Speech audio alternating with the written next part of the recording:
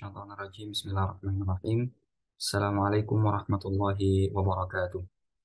Bismillah walhamdulillah wassalatu wassalamu ala khairi khalqillah nabiyyina Muhammadin ibni Abdillah wa ala alihi wa sahbihi wa mawalah.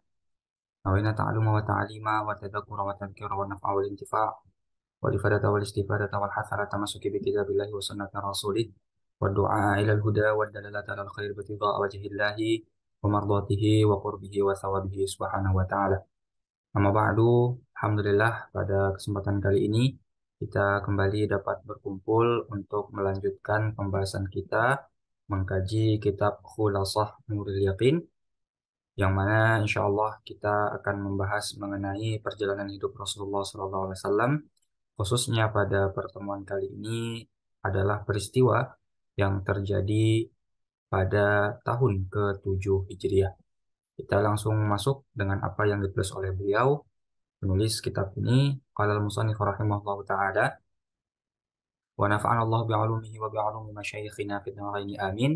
As-sanatu sabi'atu minal hijrati. Tahun ke-7 dari Hijriah atau tahun 7 Hijriah.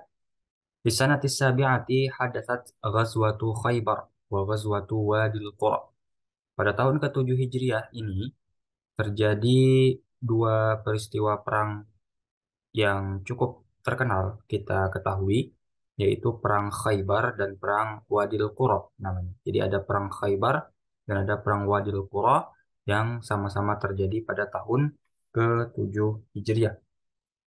Kharaja Rasul sallallahu alaihi wasallam ila Khaybar liqitali sukaniha Bani Nadir. Jadi untuk peristiwa perang Khaybar sendiri, Rasulullah sallallahu alaihi wasallam pergi menuju Khaybar ya dengan tujuan memerangi penduduknya, yang mana di situ ada kelompok Bani Nadir. Nah, kelompok Bani Nadir ini sendiri adalah kelompok yang pernah dikepung oleh Rasulullah SAW lalu kemudian diusir ya karena mereka mengkhianati perjanjian kesepakatan Piagam Madinah, ya perjanjian antara kelompok umat Islam dengan Yahudi di awal-awal hijrahnya Nabi Muhammad SAW.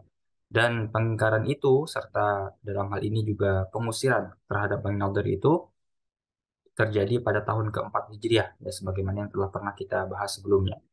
Nah, kenapa kemudian Rasulullah SAW kembali memerangi mereka setelah kemudian sebelumnya kita pernah tadi saya ceritakan beliau sudah pernah juga memerangi kelompok Bani Nadir. Alladzina kanu a'zama muhayyijin lil ahzab yaumal khandaq. Nah, karena mereka ini adalah kelompok yang paling paling frontal, paling besar suaranya, paling tinggi suaranya dalam hal apa? Dalam hal menebarkan fitnah, kebencian, adu domba dalam peristiwa perang Ahzab ya pada saat atau perang Khandaq seperti itu. Ya, jadi ada peristiwa di tahun kelima Hijriah ya, ada perang Khandaq di mana di situ Madinah dikepung ya, perang Ahzab atau perang Khandaq, Madinah dikepung. Nah, salah satu yang meneriakkan ya permusuhan kepada kelompok Muslim saat itu adalah kelompok Bani Nadir, sehingga kemudian pada tahun ke-7 Rasulullah ingin menyelesaikan permasalahan ini dengan mereka dengan cara menyerbu mereka supaya mereka menyerah. Karena pada dasarnya mereka telah menyerah di tahun keempat Hijriah. Namun kembali mereka berulah dan inilah yang kemudian ingin diselesaikan oleh Rasulullah SAW melalui perang Khaybar ini. Jadi mereka berlindung di Khaybar setelah diusir. Falamma wasalal muslimuna ila husuni Khaybar. Setelah Rasulullah SAW dan kelompok muslim semuanya sampai di tembok-tembok Khaybar. Nah, kembali bahwasanya negara-negara di zaman dahulu ya itu bentuknya itu adalah negara yang dikelilingi oleh benteng-benteng gitu ya. Jadi suatu tempat dikelilingi oleh benteng, begitupun negeri lainnya dan sebagainya. Nah, ketika Rasulullah SAW sampai di benteng Khaybar, artinya di perbatasan kota Khaybar, rafa'u aswatahum, yang mereka kelompok kaum muslimin mengangkat suara mereka, jadi berteriak bitakbir ya wa doa. Mereka berteriak mengeraskan suara untuk bertakbir dan berdoa. Faqala lahum alaihi salatu wassalam, namun Rasulullah SAW ketika melihat hal itu, Rasulullah SAW berkata kepada mereka, irba'u ala anfusikum, kasihanilah diri kalian, fa innakum la tad'una asamma wala ghaiban. Sesungguhnya kalian tidak berdoa kepada seseorang atau kepada zat yang eh, tuli ya, dan tidak juga berdoa kepada zat yang tidak ada gitu ya. Artinya tidak perlu sampai berteriak gitu ya, tidak perlu sampai berteriak, tidak perlu terlalu keras dalam apa namanya bertakbir dan berdoa karena sesungguhnya Allah Subhanahu wa taala mendengar apa yang selalu kita ucapkan sampaikan seperti itu ya. Innakum tad'una sami'an qaribas. Sesungguhnya kalian itu berdoa kepada zat yang maha mendengar lagi maha dekat gitu ya. Jadi tidak perlu sampai berteriak-teriak. Jadi maka karena itu kasihanilah diri kalian maksudnya adalah bisa dalam konteks ini mungkin tidak perlu sampai berteriak begitu jadi hemat tenaga juga ya dalam konteks peperangan saat ini. Tsumma qata'al muslimuna nakhlal yahud. Nah, kemudian dalam peristiwa Khaybar tersebut ya umat-umat Islam kemudian memotong ya apa namanya pohon-pohon kurma milik orang-orang Yahudi yang ada di sana. Wa hasaruhum sittata ayyam. Lalu kemudian mengepung mereka selama 6 hari liyujbiruhum ala taslim ya, supaya mereka bisa menyerah kepada umat Islam. Wa fil yaumis sabi' pada hari yang ketujuh a'tar Rasulullah sallallahu alaihi wasallam ar-rayata Ali bin Abi Thalib. Pada hari yang ketujuh Rasulullah SAW memberikan apa ya royah itu bendera semacam menjadi pimpinan atau panglima ya kepada Ali bin Abi Thalib untuk menyelesaikan urusan di Khaybar ini. Wa kana yashtaki waja'a ainaihi. Nah, jadi dalam kisahnya, dalam riwayatnya, saat Rasulullah SAW pada hari ketujuh itu menyerahkan kepemimpinan panglima kepada Ali bin Abi Thalib, saat itu Ali dalam kondisi sedang dalam sakit matanya, gitu ya. Fatafala Rasulullah SAW fihi. Lalu kemudian Rasulullah SAW meniup ya atau meludah ke arah matanya Ali bin Abi Thalib, fasyafahumallah. Lalu kemudian Allah menyembuhkan kedua mata Ali bin Abi Thalib ka'allam yakun bihi masyai'un, seolah-olah tidak pernah terjadi apa-apa. Jadi seperti halnya normal seperti biasa. Summa hamalal muslimuna ala Khaybar. Kemudian kelompok kaum muslimin menuju Khaybar hatta iftatahuha hingga kemudian mereka berhasil menaklukkannya wa taradu sukanaha lalu kemudian bisa mengusir dan mengalahkan penduduk-penduduknya wa ghanimu minha ghanaima katsiratan dan memperoleh harta rampasan perang yang sangat banyak. Jadi di bawah komando Ali bin Abi Thalib akhirnya Khaybar takluk di bawah komando Islam seperti itu. Min jumlatiha awanin min nuhasin wa fakhar. Ya, di antara harta rampasan yang berhasil diperoleh dari peristiwa Khaybar ini adalah cawan-cawan ya atau apa ya istilahnya itu mangkok yang terbuat dari tembikar juga terbuat dari tembaga dan lain sebagainya. Qala lahumur Rasulullah sallallahu alaihi wasallam yaghsiluha watbakhu fiha. Lalu Rasulullah SAW berkata berkaitan dengan apa yang mereka dapatkan di Khaybar itu, cucilah mereka semua, artinya cucilah benda-benda tersebut lalu kemudian masaklah dengan dia, artinya gunakanlah untuk memasak seperti itu. Jadi pada dasarnya tidak terjadi pertempuran yang sangat dahsyat ya sebagaimana yang ada pada perang Badar ataupun perang Uhud seperti itu. Fathu Fadak wa sulhu Taima wa ghazwatu Wadil Qura. Ba'da fathi Khaybar, setelah dibukanya wilayah Khaybar, talabar Rasulullah sallallahu alaihi wasallam min Yahudi Fadak at-ta'ata fasalahuhu ala hakni dima'ihim wa tarki amwalihim. Setelah kemudian Khaybar berhasil ditaklukkan, Rasulullah meminta kepada kelompok Yahudi dari kalangan Fadak yang untuk agar mereka taat, artinya dalam hal ini tunduk di bawah kekuasaan Islam. Fasalahuhu, maka kemudian mereka memilih untuk berdamai dengan Nabi Muhammad SAW dan tidak menumpahkan darah maupun apa namanya dalam hal ini juga meninggalkan harta mereka seperti itu. Jadi dalam hal ini mereka akan membayar biaya keamanan ibarat seperti itu ya jizyah.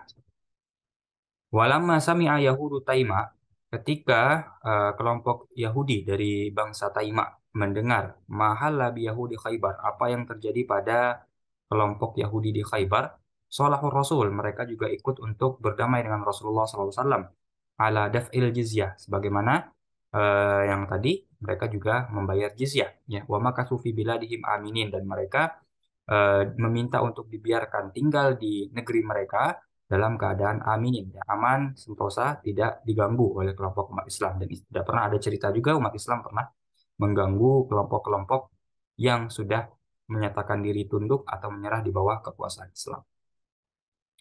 Wada alaihi salatu wassalam Yahuda Wadil Qura. Begitupun Rasulullah SAW kemudian menyeru atau mengajak kelompok Yahudi dari kelompok atau dari kalangan Wadil Qura ila ta'ati untuk taat atau tunduk. Namun fa'abau, mereka menolak, wa qatalul muslimin, bahkan mereka cenderung ingin atau cenderung malah memerangi kelompok umat Islam. Faqatalahumul muslimun, maka kemudian kelompok umat Islam membalas, artinya dalam hal ini menanggapi permintaan peperangan mereka, wa ghanimu minhum katsiran, dan pada akhirnya mereka menang dan bisa memperoleh harta ghanimah atau rampasan perang yang cukup banyak. Summa taraka Rasulullah sallallahu alaihi wasallam al-ardha li ahliha. Namun kemudian Rasulullah setelah mengalahkan kelompok Wadil Qura ini meninggalkan wilayah tersebut untuk tetap dihuni oleh kelompok Yahudi Wadil Qura, jadi tidak merampasnya, tidak mengusir kelompok Wadil Qura ini, Yahudi Wadil Qura, tapi membiarkan mereka tetap tinggal di sana. Yazra'unaha bisyatri ma yufrijuna minha. Mereka dibiarkan untuk bercocok tanam di situ, memanfaatkan lahan dengan syarat mereka membayar pajak, istilahnya ya, membayar pajak dari apa yang mereka hasilkan tersebut. Wa kadzalika sana'a bi ardi Khaybar. Hal begitu juga yang dilakukan oleh Rasulullah SAW di negeri Khaybar. Fa'aminal muslimuna syarrul yahud. Maka dengan demikian kelompok kaum muslimin berhasil apa namanya mengamankan diri gitu ya. Artinya merasa aman ya eh, dari keburukan-keburukan lainnya yang akan dilakukan oleh kelompok dari Yahudi ya, karena kelompok-kelompok Yahudi ini biasanya awalnya sepakat lalu kemudian nanti tiba-tiba di ujung berubah pikiran malah membelot kepada kelompok yang benci dengan Islam. Nah, dalam peristiwa Khaybar ini setelah beberapa kelompok Yahudi dari berbagai wilayah ini ditaklukkan, maka umat Islam merasa aman dari keburukan-keburukan yang akan dilakukan oleh orang-orang Yahudi lainnya seperti itu ya, karena sudah banyak wilayah Yahudi yang juga ditaklukkan. Waraja'u ilal Madinah, maka kemudian mereka kembali ke Madinah muayyadina ghafirin ya, dalam keadaan dimenangkan, artinya Allah memberikan kemenangan kepada mereka dan kemenangan yang sangat gemilang. Umratul Qadha, umrah qadha. Lama ahalla Dzulqa'dah, ketika masuk bulan Zulqa'dah minasanati sabi'ah pada tahun ke-7 Hijriah, kharaja Rasulullah sallallahu alaihi wasallam biman ma'ahu liyaqdu umratahum. Rasulullah SAW pergi bersama dengan beberapa orang menuju Makkah dengan tujuan untuk mengqadha umrah mereka. Apa maksudnya umrah yang diqadha ini? Allati mana'ahumul musyrikuna minha fi sulhil Hudaybiyah. Umrah yang sempat tertunda, sempat batal ketika mereka melakukan perjanjian Hudaybiyah. Nah, ini ceritanya di tahun sebelumnya ya, di mana ketika itu Rasulullah bersama beberapa rombongan ingin umrah ke Makkah, tapi kemudian dicegat oleh orang-orang Makkah sehingga kemudian terjadilah sempat ada konflik, lalu kemudian ada perjanjian Hudaybiyah di mana dalam hal itu kelompok kaum muslimin harus balik dulu ke Madinah tahun itu nanti kalau mau umrah lagi di tahun berikutnya. Dan inilah yang kemudian dilakukan oleh Rasulullah SAW di tahun berikutnya untuk mengqadha umrah yang batal atau tertunda di tahun sebelumnya. Wa qad hamala ma'ahu fi hadhil marrati silaha. Nah, bedanya di tahun ini ketika mereka akan umrah, jadi kelompok yang dipimpin oleh Rasulullah ini akan umrah ke Makkah, mereka membawa senjata. Berbeda dengan sebelumnya, mereka tidak membawa senjata, ya. Untuk berjaga-jaga khaufan min ghadri Quraisy. Barangkali nanti kelompok Quraisy ini mengkhianati perjanjian, ya. Karena kan dalam perjanjian tidak boleh ada peperangan. Nah, sehingga kemudian harusnya kalau semua kelompok ini menyepakati atau sesuai dengan perjanjian tersebut, nggak akan terjadi peperangan. Jadi bisa umroh dengan tenang. Tapi ada kekhawatiran kalau kita nggak bawa senjata, lalu kemudian kita ke tempat markas musuh, gitu ya. Nanti kita akan dikepung di sana, kita akan dihabisi di sana. Sehingga untuk keamanan kita bawa saja senjata, barangkali nanti berguna di sana seperti itu. Ya, walamma wasala ila Maril Zahran. Ketika sampai di suatu tempat, suatu wilayah bernama Maril Zahran, alimat Quraisyun biqudumihi. Kelompok Quraisy mengetahui akan kedatangan Rasulullah SAW dan rombongan. Fakhafat. Nah, mereka khawatir, mereka takut ya. Fa'arsalat lahu syubbanan minha. Lalu kemudian kekhawatiran ini membuat mereka mengutus ya beberapa pemuda untuk menemui mereka. Jadi kelompok apa namanya? Kelompok kafir Quraisy itu takut kalau seandainya mungkin Rasulullah ingin mengepung Makkah barangkali gitu ya, karena mereka bawa senjata dan rombongannya cukup besar gitu ya. Nah, sehingga kemudian diutuslah beberapa utusan untuk menemui Rasulullah. Qalu lahu, ya mereka berkata kepada Nabi Muhammad, ya Muhammad, wahai Muhammad, ma'urifta, ya, bil ghadri saghiran wala kabiran. Ya, tidak diketahui dari dirimu pernah untuk melanggar perjanjian ya atau pernah menyakiti seseorang ya, kecil maupun besar. Wa inna lam nuhdits hadatsan, dan kami tidak bermaksud untuk melakukan perbuatan buruk apapun. Wa akhbarahum Rasulullah SAW annahu yuridul umrata la qitalahum. Ya, jadi dalam konteks ini utusan-utusan itu bertanya kepada Rasul, ya Rasul biasanya engkau kan tidak pernah untuk mengkhianati janji, engkau itu tidak pernah menyakiti orang, gitu ya. Nah sekarang seolah-olah kenapa engkau bawa pasukan besar dengan senjata ingin menyerbu kami, gitu kata kelompok orang-orang ini, ya orang-orang utusan ini. Tapi Rasul mengatakan kepada mereka, memberitahukan kepada mereka bahwasanya Rasul itu ingin umroh saja, ya. Jadi kami ingin umroh kata Rasul, ya. Lah kita lahum bukan untuk perang dengan kalian seperti itu. Walamma qaruba dukhulul muslimina Makkah, ketika kelompok kaum muslimin itu sudah dekat hampir masuk ke dalam pintu gerbang kota Makkah, kharajal musyrikuna minha, justru orang-orang musyrik ini keluar dari Makkah, ya. Kenapa? Karihina ru'yatal muslimina yatufuna bil baitil haram, karena mereka benci, mereka tidak sudi, mereka tidak rela melihat kelompok kaum muslimin itu tawaf di Ka'bah, gitu ya.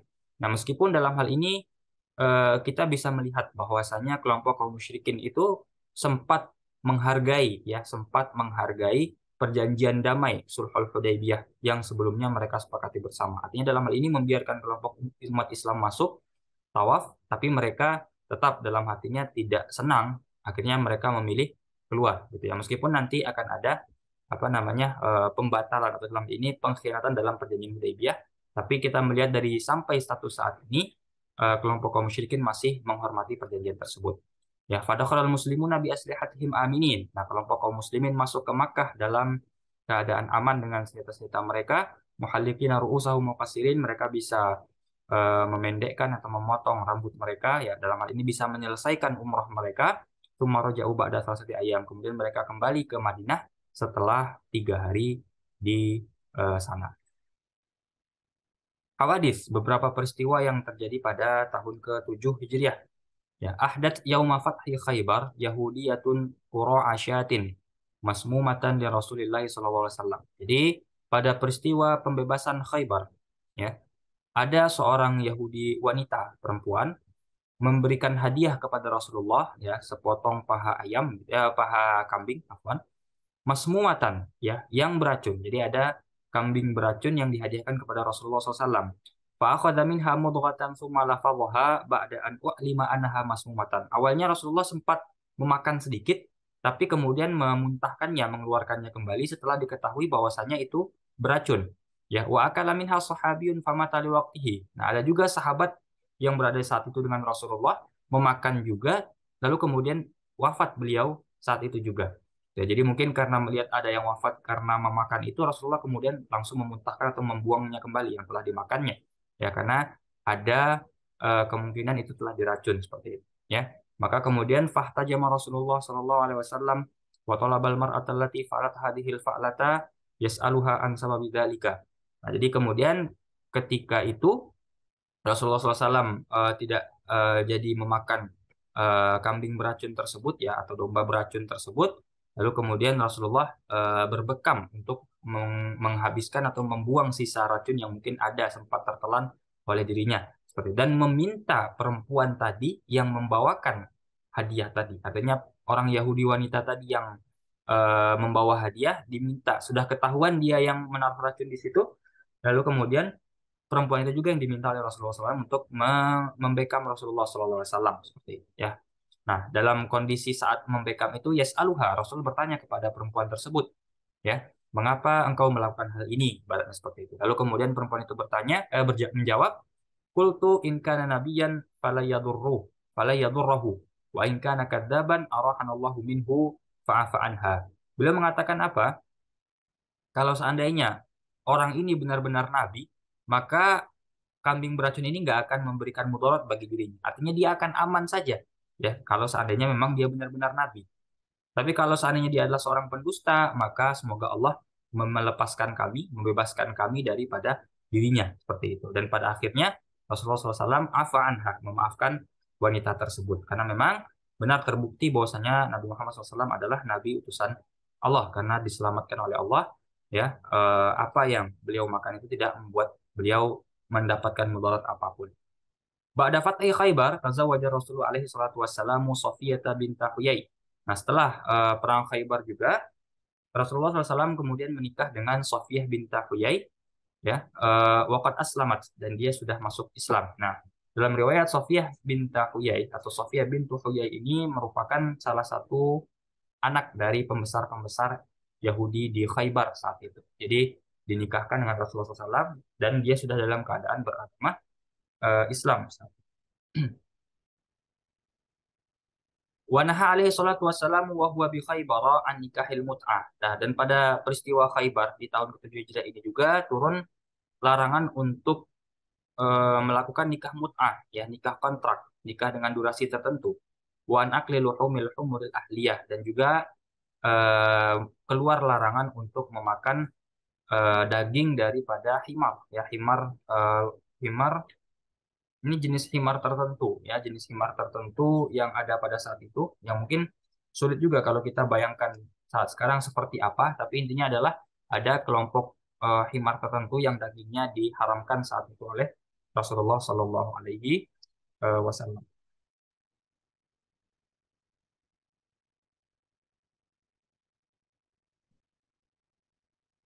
Wahina ruju'ihi min Khaybar raja'a muhajirul Habasyah.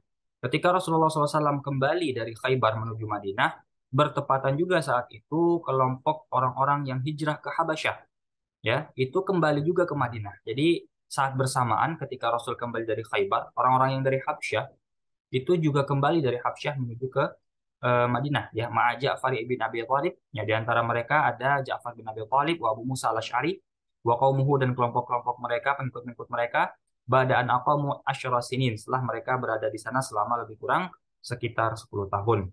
Wa fi hadzal 'ami aslama salah satu min quwadi juyushi Quraisy. Nah, pada tahun ini juga masuk Islam 3 orang dari pemimpin panglima perang dari Quraisy, gitu ya. Siapa? Wahum Khalid bin Walid, Amr bin As, dan Utsman bin Abi Talhah. 3 orang pendekar, 3 orang panglima perang, orang besar yang dahulunya memerangi Islam sebagai panglima perang musuh, namun pada tahun ini berhasil diberi hidayah, jadi diberi hidayah oleh Allah Subhanahu Wa Taala, lalu kemudian mereka masuk ke dalam Islam. Wa fi hadzal 'ami, pada tahun ini juga arsala Rasulullah sallallahu alaihi wasallam sariyatan liqitali Bani Murrah. Pada tahun yang sama, tahun ke-7, Rasulullah mengirim sariyah, sekelompok pasukan untuk berperang, tapi Rasul tidak ikut di dalamnya, untuk memerangi kelompok Bani Murrah. Hajamat alaihim faqatalat ba'dahum wa asarratil akharin. Mereka berhasil dikalahkan, lalu kemudian sebagian di antara mereka dibunuh atau dalam keadaan mati dalam peperangan, dan sebagian dari mereka ditawan. Ya, wa tarada Usama rajulan minhum. Nah, ada suatu kasus atau suatu peristiwa dalam hal ini, dalam peperangan Bani Murrah ini, di mana Usamah saat itu berhasil menangkap seorang laki-laki, fatasyahada. Lalu kemudian laki-laki musuh yang ditangkap itu bertasyahud, dalam hal ini mengucapkan syahadat, gitu ya. Famanna Usamah tu annahu qala dzalika takhallusan. Nah, Usamah menduga bahwasanya ini hanya akal-akalan dia supaya selamat, gitu. Jadi kan orang kalau sudah terdesak, ya sudah, dia menyampaikan apa yang membuat dia selamat saja. Nah, Usamah menyangka hal yang demikian. Namun demikian, karena ada sangkaan tersebut, akhirnya dibunuh oleh Usamah saat itu orang tersebut. Kemudian diberitakanlah kepada Rasulullah SAW mengenai peristiwa yang terjadi, dan Rasul berkata kepada Usamah, "Aqatal tahu ba'daan qala la ilaha illallah." Wahai Usamah, apakah engkau membunuh pria tersebut sementara dia telah mengatakan la ilaha illallah? Nah, di sini dalam artinya apa? Kita bisa mendapatkan bahwasanya orang kalau sudah mengucapkan la ilaha illallah, itu secara zahir itu aman, terlindungi, gitu ya. Lalu dalam hal ini, mau dia nanti dalam hatinya hanya pura-pura dan lain sebagainya, intinya ketika sudah terlafaz secara lahirnya la ilaha illallah, maka secara lahir pun dia harus terlindungi, gitu ya. Jadi jangan kemudian ketika ada orang mengucap la ilaha illallah, yang dalam hal ini adalah kalimat penyelamat, justru membuat orang dimasukkan ke dalam neraka. Bagi sebagian orang ada yang mengatakan suka-suka tahlil itu adalah orang-orang yang ahli neraka dan lain sebagainya. Itu justru sebenarnya konsep yang kurang tepat. Wa amarahu ayu atiqa raqabatan li annahu qutila khata'an. Ya, dan kemudian Rasulullah SAW memerintahkan kepada Usamah untuk memerdekakan seorang budak karena sungguh peristiwa tersebut, ya, orang tersebut dibunuh dalam keadaan tersalah. Wa tazawwaja wa huwa bi Makkah Maimunah bintal Harits al-Hilaliyah. Kemudian Rasulullah SAW saat berada di Mekah pada tahun ke-7 Hijriah ini juga menikahi Maimunah binti Al-Harits, ya, zauja ammihi Hamzah. Beliau merupakan mantan istri daripada pamannya Hamzah. Wahya akhiru nisaihi, dan beliau adalah wanita terakhir yang dinikahi oleh Rasulullah sallallahu alaihi wasallam. Walam yadkhul alaiha illa ba'dal khuruji min Makkah, dan Rasulullah SAW tidak menggaulinya atau tidak melakukan hubungan suami istri dengan beliau ya dengan Maimunah bintul Haris kecuali setelah keluar dari Makkah atau kembali ke Madinah. Wallahu alam, demikian pembahasan kita yang berkaitan dengan peristiwa-peristiwa yang terjadi pada tahun ke-7 Hijriah. Insya Allah pada pertemuan berikutnya kita akan melanjutkan pada peristiwa-peristiwa yang terjadi pada tahun ke-8 Hijriah. Naktafi bihadzal qadar wa sallallahu ala sayyidina Muhammadin wa ala alihi wasahbihi wasallam. Alhamdulillahi rabbil alamin. Akhirul kalam wabillahi taufiq wal hidayah. Wassalamualaikum warahmatullahi wabarakatuh.